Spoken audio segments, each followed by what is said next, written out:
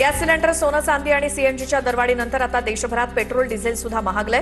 पेट्रोलच्या दरात 3 रुपयांची तर डिझेलच्या दरात 3 रुपये 11 पैशांची वाढ झाली आहे। तेल कंपन्यांनी गुरुवारी मध्यरात्रीच पेट्रोल पंप चालकांना ईमेलद्वारे दरवाढीची सूचना दिली।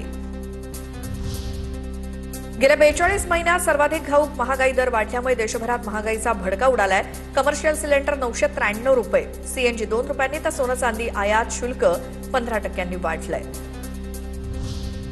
मुंबईत 106 रुपये 50 पैसे पेट्रोल तर डिझेलसाठी 93 रुपये मोजावे लागणार। पेट्रोल डिझेलचे नवे दर आजपासूनच लागू झालेत।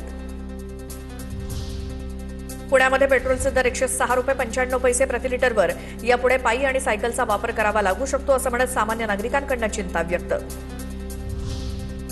नागपुरात पेट्रोलचे दर 107 रुपये 18 पैसे प्रति लिटर तर डिझेलचे दर 93 रुपये 69 पैसे प्रति लिटर।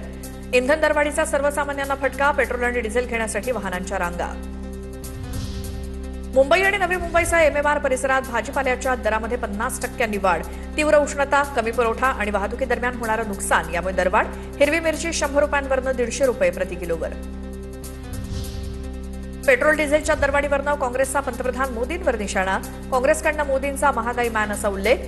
निवडणूक संपल्यानंतर मोदींची वसुली सुरू, काँग्रेसची ट्विट करत टीका।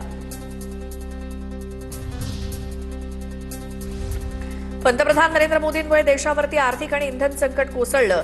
सामनाच्या अग्रलेखातनं टीका, सरकारला घरकोंबडा भूषण पुरस्कारानं सन्मानित करावं, सामनामधनं सरकारवर निशाणा। रत्नागिरीत सीएनजीचा तुटवडा, पंपाबाहेर 250 ते 300 रिक्षा रांगेत। सीएनजी भरण्यासाठी वाहनांची पंपाबाहेर रांग।